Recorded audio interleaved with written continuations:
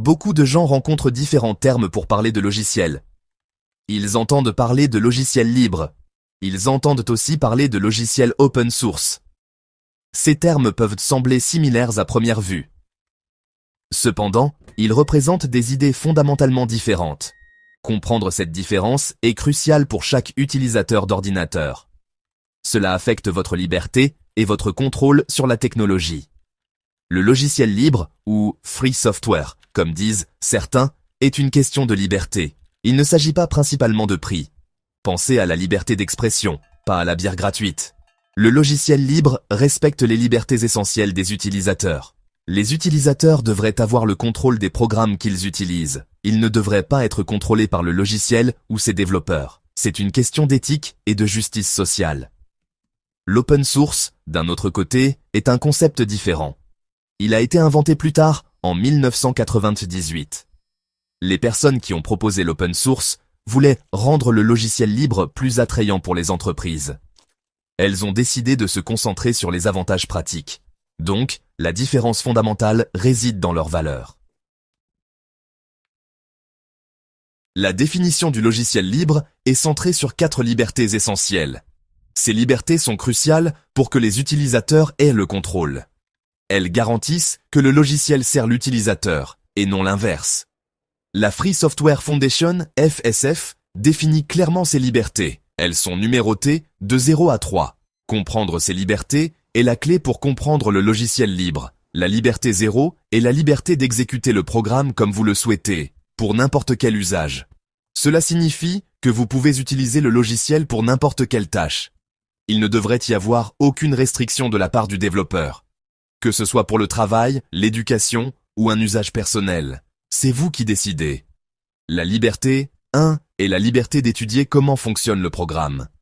Vous devez pouvoir l'adapter à vos besoins. L'accès au code source est une condition préalable à cela.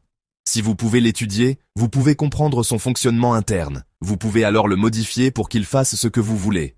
La liberté 2 est la liberté de redistribuer des copies. Cela vous permet d'aider les autres.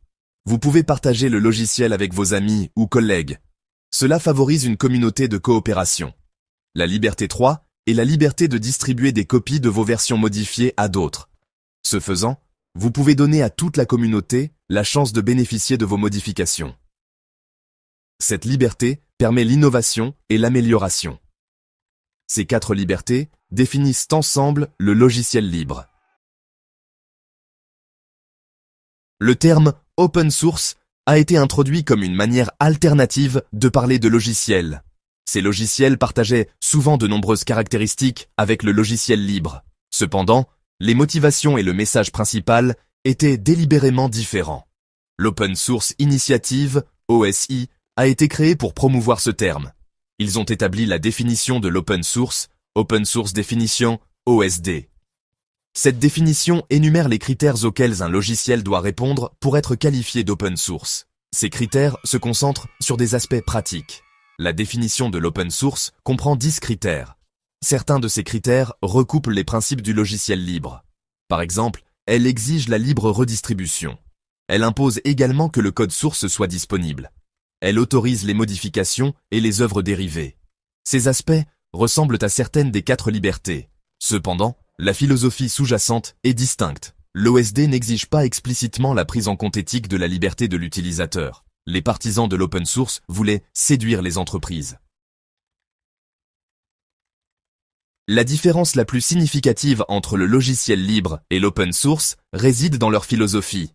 Le logiciel libre est ancré dans un cadre éthique. Il considère la liberté du logiciel comme un droit fondamental pour tous les utilisateurs. C'est un mouvement social qui milite pour cette liberté.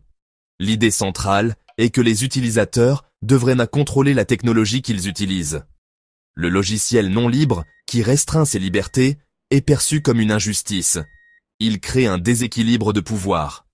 La philosophie du logiciel libre va au-delà des simples aspects techniques.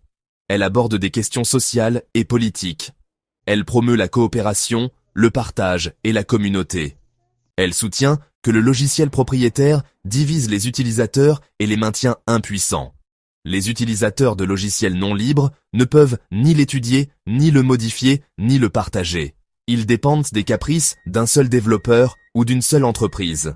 Le logiciel libre vise à autonomiser les utilisateurs et à construire une société numérique libre. L'open source, en revanche, adopte une philosophie plus pragmatique. Section 5. L'histoire de deux mouvements, la Free Software Foundation et l'Open Source Initiative. Les origines de ces deux termes et des mouvements qui leur sont associés sont distinctes. Le mouvement du logiciel libre a commencé en 1983. J'ai lancé le projet GNU à cette époque. L'objectif était de créer un système d'exploitation entièrement libre.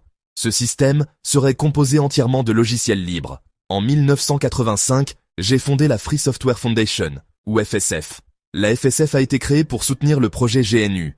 Elle promeut également les idéaux de la liberté du logiciel. La mission de la FSF a toujours été claire. Nous défendons les droits de tous les utilisateurs d'ordinateurs. Nous voulons que les utilisateurs aient la liberté d'exécuter, de copier, de distribuer, d'étudier, de modifier et d'améliorer les logiciels. Le terme Open Source et l'Open Source Initiative, ou OSI, sont apparus bien plus tard. Ils ont émergé en 1998. Un groupe d'individus, dont certains étaient issus du mouvement du logiciel libre, a décidé de créer une nouvelle appellation. Ils estimèrent que le terme logiciel libre freinait son adoption par les entreprises. Section 6. Liberté des utilisateurs et licences. Différentes priorités, différents résultats. Quand on considère les libertés des utilisateurs, le logiciel libre est intransigeant. Les 4 libertés essentielles sont primordiales. Tout logiciel libre doit accorder ces libertés à ses utilisateurs. Les licences des logiciels libres sont conçues pour protéger ces libertés. La plus connue d'entre elles est la licence publique générale GNU, ou GPL. La GPL utilise un concept appelé copyleft, que l'on traduit parfois par gauche d'auteur. Le copyleft garantit que si vous distribuez des versions modifiées du logiciel, ces versions doivent également être des logiciels libres. Le copyleft est un mécanisme crucial pour défendre la liberté. Il empêche que le logiciel libre ne soit transformé en logiciel propriétaire. Si quelqu'un améliore un programme couvert par la GPL, ces améliorations doivent également être partagées sous la GPL. Cela garantit que le logiciel reste libre pour toute la communauté, favorisant la croissance et la liberté continue. D'autres licences de logiciels libres, comme la licence Apache ou les licences de type BSD, sont également libres. Section 7. Exemple illustratif, les logiciels en pratique. Pour mieux comprendre ces concepts, regardons quelques exemples. Pour le logiciel libre, le système d'exploitation GNU est un excellent exemple. Beaucoup de gens l'appellent à tort Linux. Linux est en fait le noyau, un des composants du système. Le système GNU, combiné avec le noyau Linux, forme un système d'exploitation libre complet, GNU Linux. Des programmes comme l'éditeur de texte GNU Emacs et la suite LibreOffice sont aussi d'excellents exemples de logiciels libres. Ils sont généralement distribués sous des licences copyleft fortes comme la GPL. Ces programmes incarnent les 4 libertés. Les utilisateurs peuvent les exécuter pour n'importe quel usage. Ils peuvent étudier leur code source et le modifier. Ils peuvent partager des copies avec d'autres. Ils peuvent également distribuer leurs versions modifiées. Les communautés autour de ces projets encouragent activement ces pratiques. L'accent est mis sur l'autonomisation de l'utilisateur et le bénéfice pour la communauté. Section 8. Résumé des distinctions clés. Plus qu'une simple question de nom, il devrait maintenant être plus clair que logiciel libre et open source ne sont pas interchangeables. Ils décrivent des choses différentes, issues de valeurs différentes. La distinction principale est philosophique. Le logiciel libre est un mouvement pour des principes éthiques. Il affirme que les utilisateurs méritent la liberté dans leur utilisation de l'informatique. Cette liberté est un impératif moral. Les 4 libertés essentielles sont l'expression concrète de cette position éthique. Elles ne sont pas négociables. L'open source, à l'inverse, est une méthodologie de développement. Il promeut les avantages pratiques de la mise à disposition du code source. Il plaide pour une manière plus efficiente et efficace de créer des logiciels. Son langage est celui de l'utilité, de la qualité et de l'avantage commercial. Bien qu'il aboutisse souvent à des logiciels qui sont des logiciels libres, sa motivation fondamentale est différente.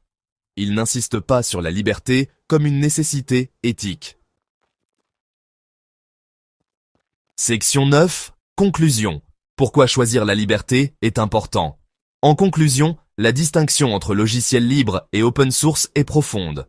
Ce n'est pas simplement une question de terminologie. Elle reflète une différence fondamentale de valeurs et d'objectifs.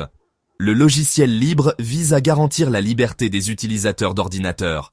C'est une position éthique qui exige le respect des 4 libertés essentielles. C'est un mouvement social qui lutte pour une société où la technologie autonomise les individus, plutôt qu'elle ne les contrôle. C'est un combat pour les droits numériques de l'homme. L'open source, bien que conduisant souvent à du code utile et partageable, présente une vision plus limitée. Il se concentre sur un modèle de développement et ses avantages pratiques. Il parle le langage de l'efficacité, de la fiabilité et de l'avantage commercial. Bien que ce ne soit pas de mauvaises choses en soi, elles ne devraient pas éclipser la question fondamentale de la liberté de l'utilisateur.